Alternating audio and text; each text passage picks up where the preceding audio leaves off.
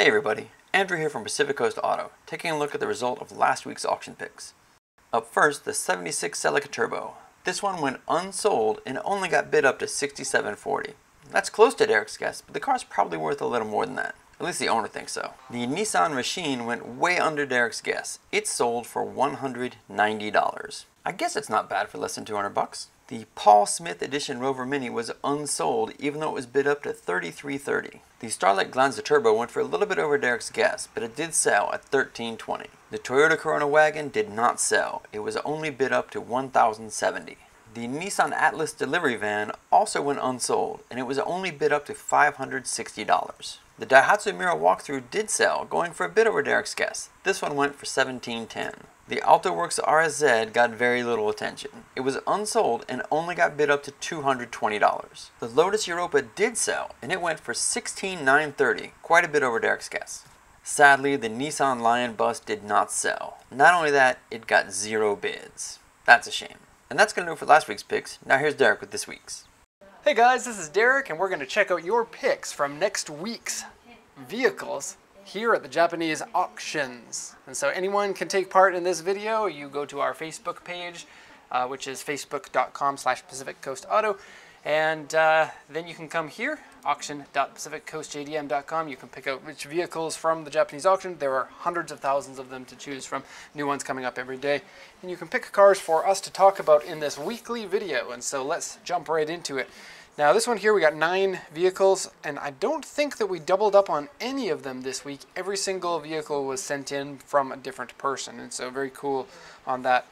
First up is our thumbnail vehicle, which is a Type X 180. And so the one, like usually in these videos, we post a lot of vehicles that are a little bit strange, not like your regular types of vehicles. I think this one kind of fits into a regular type of vehicle category, but the reason why I picked it this time is because a lot of people, especially in the US and Canada, absolutely adore the Type X, and they look in the Japanese auctions for the Type X parts. They bring them in and import them even before the vehicle was legal. And what makes the Type X special is they stopped making these in the late 90s, or not making them, they stopped selling them in the US in the late 90s, and in Japan they kept making them. And so this is a late model, so some of the differences are different front fenders here, which line up to a different front bumper, which is a heck of a lot more aggressive than the older one. You get a different rear spoiler here, which I'm not a huge fan of, but it is the Type X spoiler. It's going to make all the JDM fanboys make their eyes glaze over.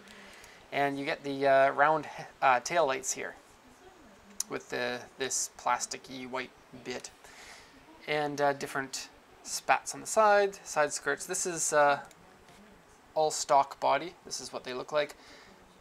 It looks like it has stock suspension, and then it has aftermarket white TE37 wheels, and I think it looks great. I like how it's not lowered too low.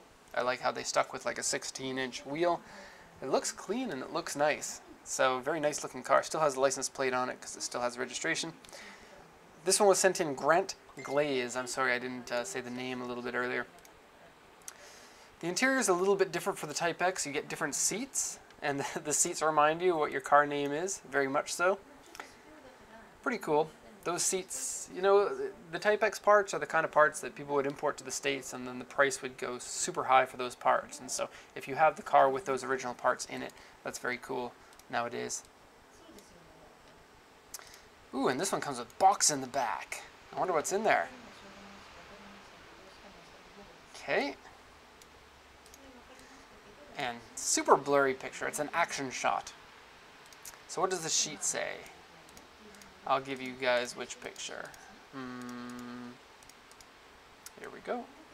You can look at that while I go over the sheet here. So this is a Type X Super Hikes package. And so Hikes is their 4-wheel steering system, but super version of it.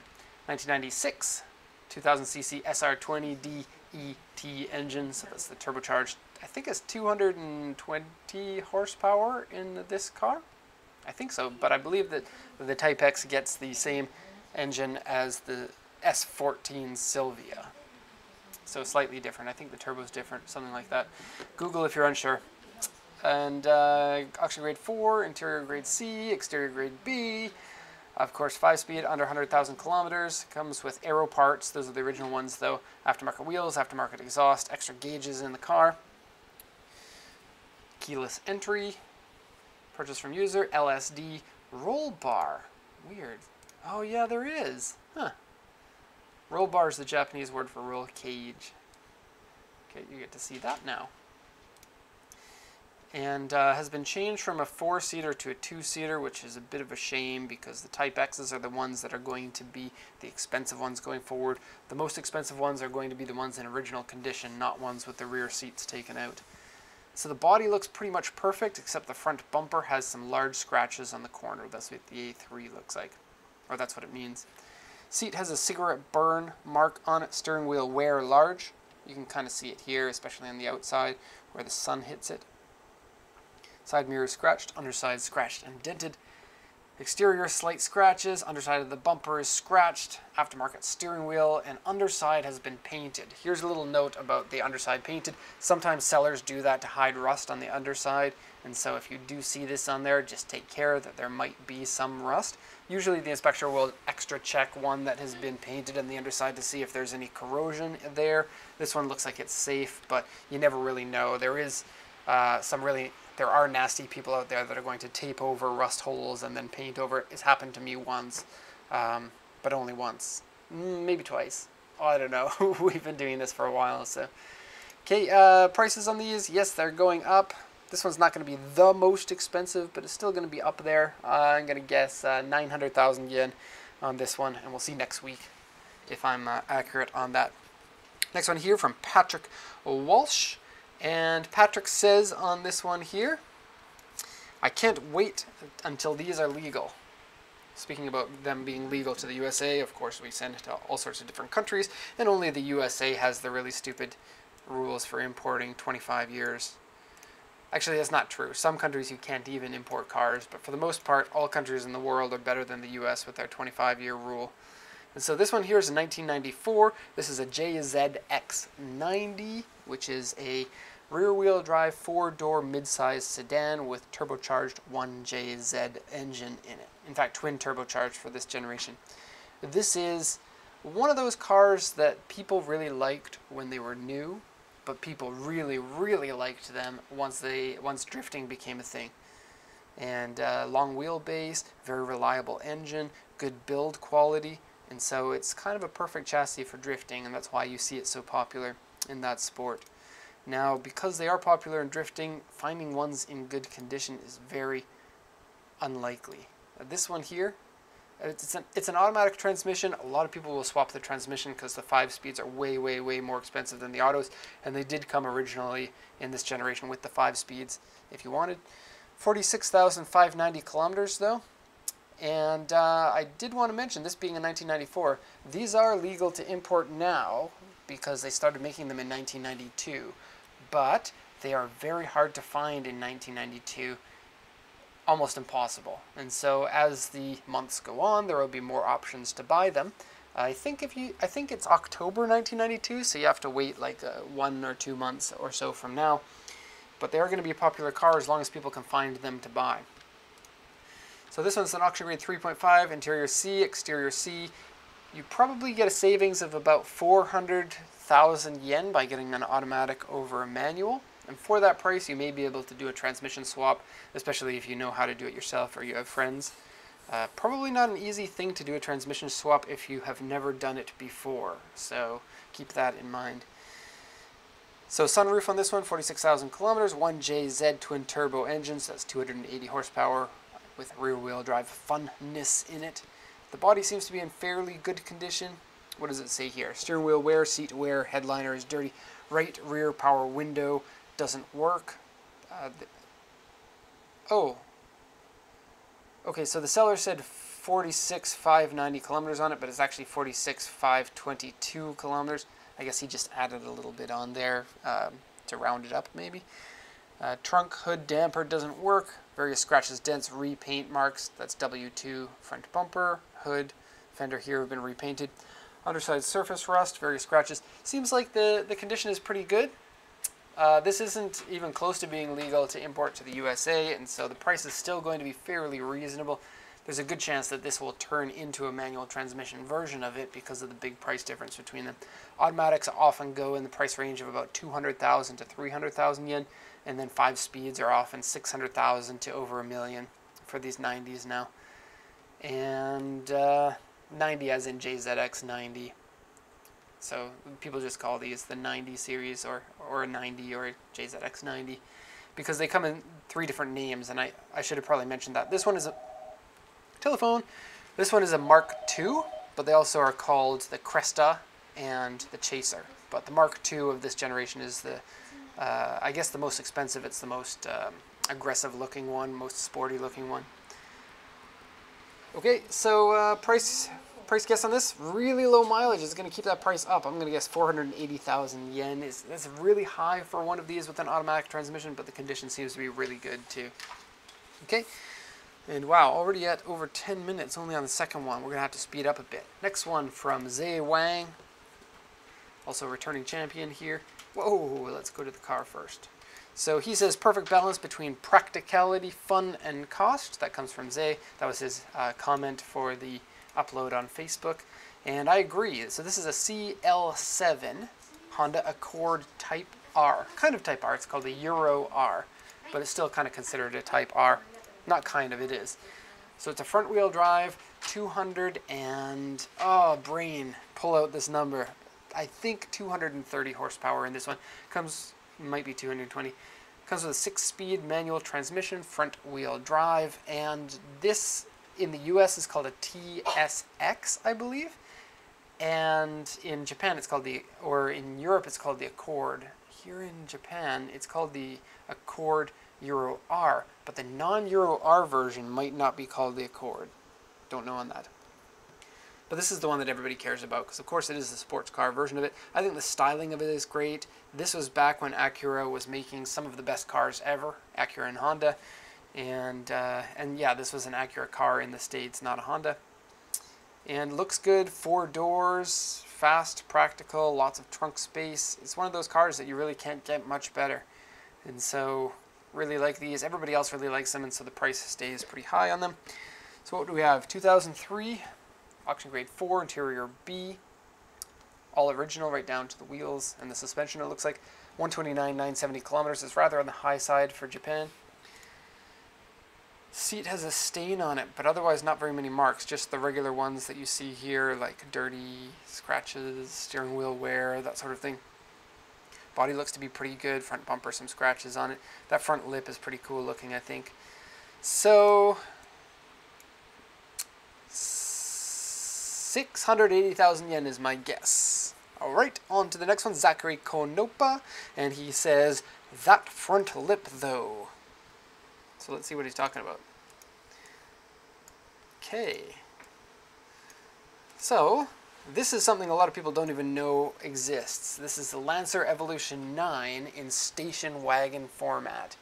And so, very cool, 4-wheel drive, 280 horsepower, comes with 6-speed manual. Although the automatic transmission is much more common in these wagons than the 6-speed. So to get one with the 6-speed is a lucky find here. I have to say I'm not really a big fan of the wheels or the body kit on this. I would prefer one in stock condition because you still get the Evo 9 front bumper and you get the vents in the hood. And this one has been converted to aftermarket hood, aftermarket front bumper, aftermarket wheels, aftermarket side skirts, I think. Maybe those are the original ones, but I think they're aftermarket. And a super dark picture on the interior, that's a little bit of a shame, but nobody buys these cars for the interior. It's only kind of average. Funny thing, they don't have the super seats that the Evo 9 has. It's the GTA seats that they use in this. Kind of weird. Okay, so Lancer Wagon Evolution GT is what they call this. Auction grade 4. This mark here means modified vehicle. Interior B, exterior B, so that's a pretty good grade. Looks like NK 18-inch wheels. I do love NK wheels, I just don't like the design of these ones personally. Aftermarket front and side aero. There's my question answered. Carbon hood on here. What is this one?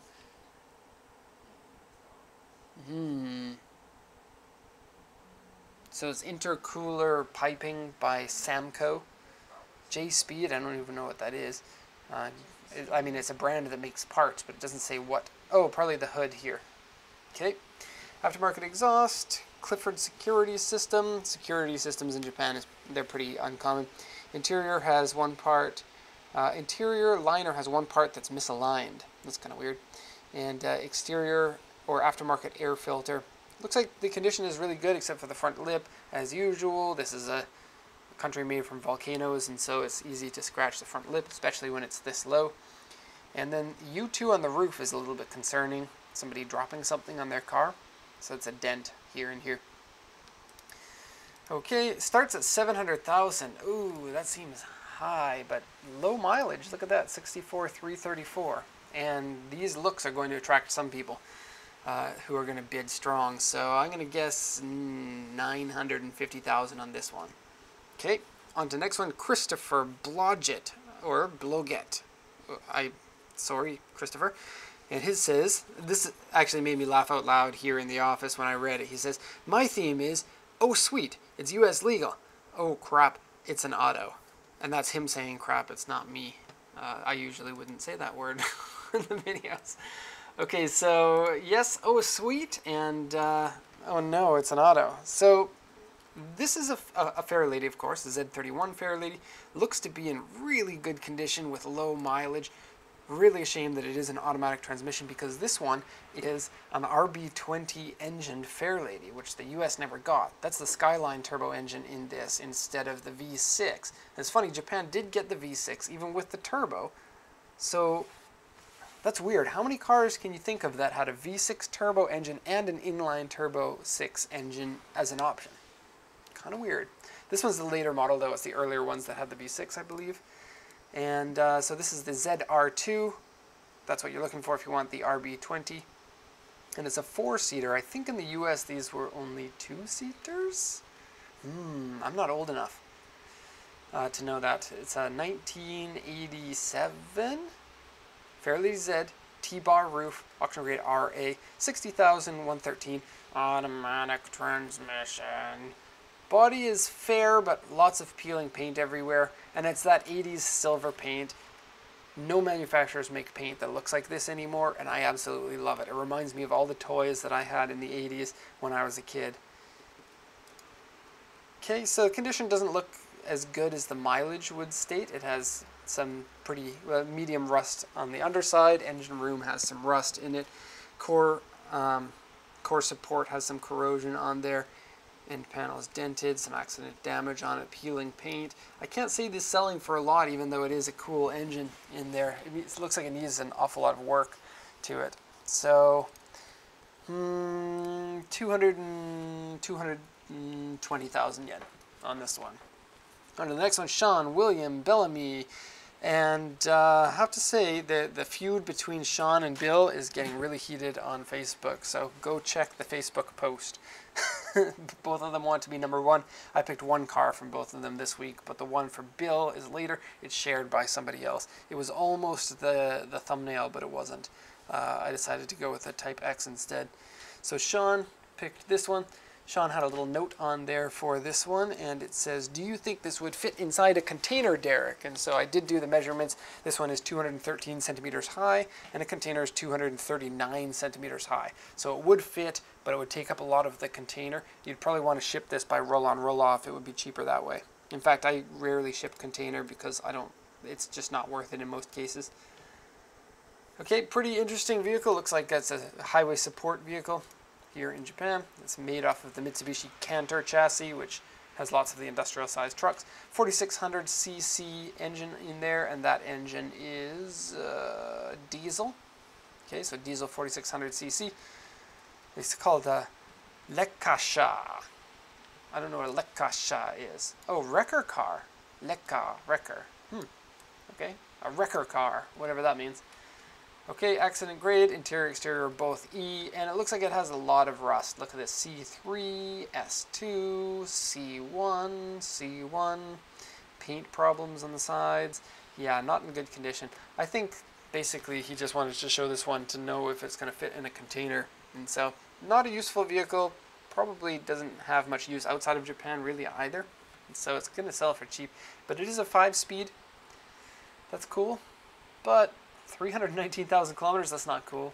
I mean, these engines go really high. A lot of the industrial trucks have really high mileage on them, but AC doesn't work, exhaust needs to be replaced, underside has corrosion, bleh. I think it'll sell for 100,000 yen. It'll probably be worth almost that if you melted down all of the metal and just sold the metal. For all you people who have metal melting facilities in your backyard, it's perfect for you. Okay, on to the next one from Cody Sakamoto. And Mr. Cody, here's an interesting one. Super interesting for me. Now, Cody says, I want to see how well you do with Japanese brand cars made for the US market. So this is the Toyota Tundra. Toyota made this car to compete with the F-150 and the Chevy and the Dodge half-ton trucks that competes with the F-150. And 5.7 liter engine. It's somewhat competitive, but not really. Didn't really sell that well. I like the looks of it, but it's, you know, a lot of people like the old Toyota trucks because of their size and how Japanese they were. And so when Toyota's trying to be American-like, I think the American manufacturers have an edge on there.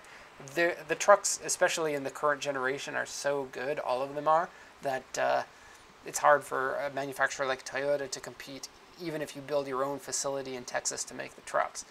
And so this truck came out the same year, or this is the second generation of the Tundra, but the first generation of the Tundra came out in the year that I moved to Japan, so I don't know very much about these. I remember when they came out, it was a big deal because like Nissan has a Frontier, which is a full-size truck. It sells even worse than this, and yeah. So this one, it looks cool. It has a aftermarket front grille, aftermarket headlights, bush guard, and aftermarket over fenders. The back here has, and this made me laugh, look at this. So there are covers in the back for the tail lights here, so that you don't break your tail lights. But here's the thing, if I'm backing up and I hit something, I'm going to be happier to hit the tail light and break that than to damage any part of the bed here, because that's going to cost more to paint than it will to replace a tail light. If you put this guard on here and then you back into that, that's going to scrape up your paint. So it's kind of a useless piece there if what you're worried about is maintaining the looks of your car. I think it's basically just to look cool and tough, but it does the opposite effect to me. It just looks like tacked on garbage. Okay, so what is there to say about these? I'm not too sure. They are kind of popular to import here. They're like a very narrow niche of people who like the American version of Japanese cars that were never sold here in Japan. I can't say I've ever sat in one of these. I've seen them in real life. My uncle bought one as soon as they came out, and I was very impressed with how big they are. But not really what I want, to be honest. I'm so glad that even American manufacturers are starting to make small trucks again, because the world needs more small trucks. So 2013 Tundra 5.7 SR5, grade 3.5 B and B. This is in miles, so it originally came from the States. Interesting fact here, you can buy this in Japan. You can send this to the USA as long as it has the NHTSA label on it. 37,645. Although I don't know if you would want to do that. I have a feeling like these are more expensive in Japan than they are in the USA. And here's error alert here. It says it's a 2008 even though it says 2013. So here's the reason why this happens. It's a 2013 based on the month of first registration in Japan. So basically what happened is this vehicle is a 2008. It was imported to Japan in 2013. And so be very careful of that because Japan has a lot of imported cars. And I have to apologize to everyone. I said this is a Generation 2. It's actually Generation 1, but who am I to tell the difference because they, one, look very similar to one another. This one's aftermarket, and these are all my excuses for why I made a mess up. I've only ever seen one of these trucks that was owned by my uncle back in 2006, I think. 2006 must... Oh, maybe it was 2008. The last time I was in Canada was 2008, and so that was the first time I think that I've seen one of these. And last time. Okay, so vehicle is in miles. The core support has a bend in it. That's weird. Now, that's going to be small. It's going to be a small dent. It isn't an accident-grade vehicle, but If you're worried about bends in your core support, don't buy this one. Bed is scratched, underside surface rust in it. And Cody, he wanted to know how, let's see, what does it say? How well you do with these. In terms of knowledge, not that good, to be honest. In terms of prices, I have no idea what a 2008 slightly modified, maybe slightly lifted American truck in Japan would cost. A very difficult one to answer there. Wow, that's even higher than I thought that it would go for, 1.35. So maybe 1.5? I don't know. I think probably the price is going to be similar to what they're worth outside of Japan, just a little bit higher here to compensate for the price of bringing one in and complying them. Okay, 1.5 on that. Next one, Jake Mello and Bill Courtney. This one here. Okay, and we got some comments from you guys. Jake Mello said, I'm going to submit the Bluebird 2. This after he already saw that Bill Courtney submitted it. Since I've already inadvertently doubled up on Bill Courtney's picks, it's my pick for the thumbnail or featured car. Take a look at that stance. And yes, it does have that stance. And then Bill says, my theme is US legal manual transmission only. It's a Bluebird. Love the grille on these. 3.5 grade C. And then, so this in the US is called a 510. This is a Bluebird. And then if you look at the chassis, it's N510 on there. Now this one here wasn't the SSS model, which is the 2-liter twin cam rear wheel drive excellent version. Kind of like the GTR of Bluebirds. This one is just the 1.4-liter standard regular sedan for regular people back in 1972. And has been fitted with a front lip spoiler, lowered suspension, awesome wheels, and it has a surprise engine inside, which makes it really cool. It has had an engine swap. The 510s, they've been expensive for a while, especially in Japan. They seem to be pretty expensive. Not sure how much they're really worth, but I do have a cheater's answer on how much this one's going to sell for, and I'll talk to you about that in a sec. So, 1972 Bluebird 510. Now it's registered as a 1400cc, but it has had an engine swap to an SR20 engine. But that's not officially on the registration here in Japan. So if you go to register this car, you're going to have to comply that engine.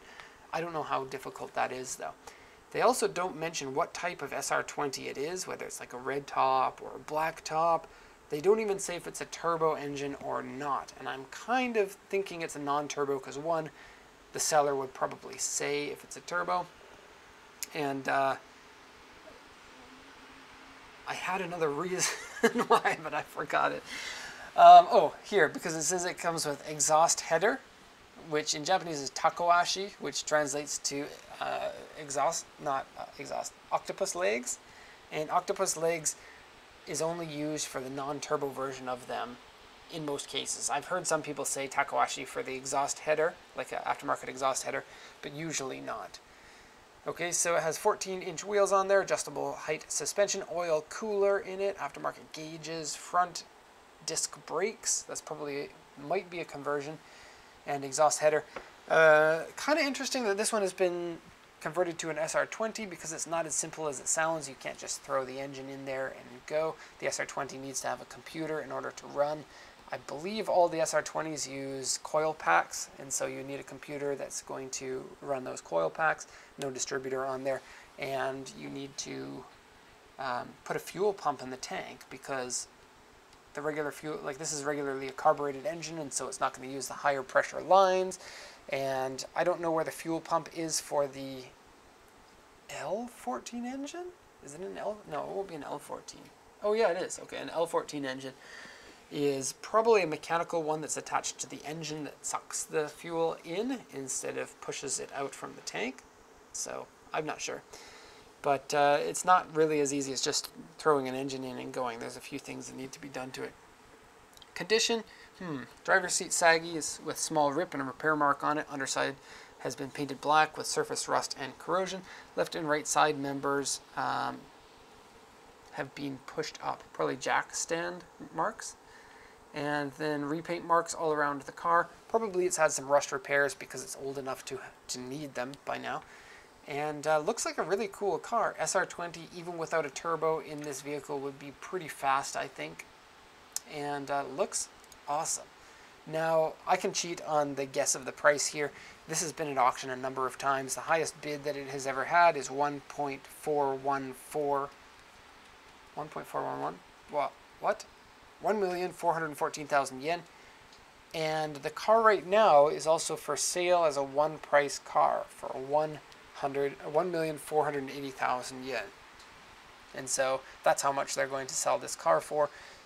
Seems like the reserve price is the same as the one price for this, and the guy's just going to be patiently waiting for somebody to come pick it up. It is cool. I think that price is pretty reasonable for what you get, and so it's going to sell eventually. Pretty cool car. Fender mirrors, yeah. Okay, and the very last one here by Jake Mello. This is a car I've never even seen. I didn't know what it was when I looked at the picture. And so, apparently, this is a Jaguar Daimler Limousine. And so back during this time, this was before the Daimler Chrysler merge, and Daimler and Jaguar made kind of co-branded cars. You could go to a Daimler dealer and get the same car basically as a Jaguar dealer would have. And this one is a limousine, and it's pretty unique looking. I think most Jaguar cars in this era, what year is this? Imported in 1990. I don't think it says the year. I think they were all rear-wheel drive, but that's a very long drive shaft. Whoa! Look at these doors. Look at this boot. Oh my gosh, it's so weird looking. And the headlights, the way that they kind of curve over like that. Very interesting. Not something I personally want. I think it's kind of ugly, but, you know, I do like ugly cars. I just don't want this one. Okay, so auction grade 4, interior B, which is pretty amazing for the age of this. I'm guessing, judging by the design of it, we're looking at early 70s. 33,067 miles, and that seems to be original. Power steering, power windows, alloy wheels. Leather seats, color changed car to this beige two-tone. Radiator lamp is on. Otherwise, the condition seems to be okay. The wood panels have cracks in them, but that happens on even like a 1995 Jaguar. Pretty old style look on the inside and the exterior, but you know, Jaguar kept with the old style until 10 years ago. Interesting. Don't really know much about it. So I'm not going to continue talking very much about it. Maybe, oh man, I could be way off on this. I'm going to guess 1,000,000 yen though. Okay, and that's going to wrap it up for another week, and so hope you enjoyed this one, and see you again next week.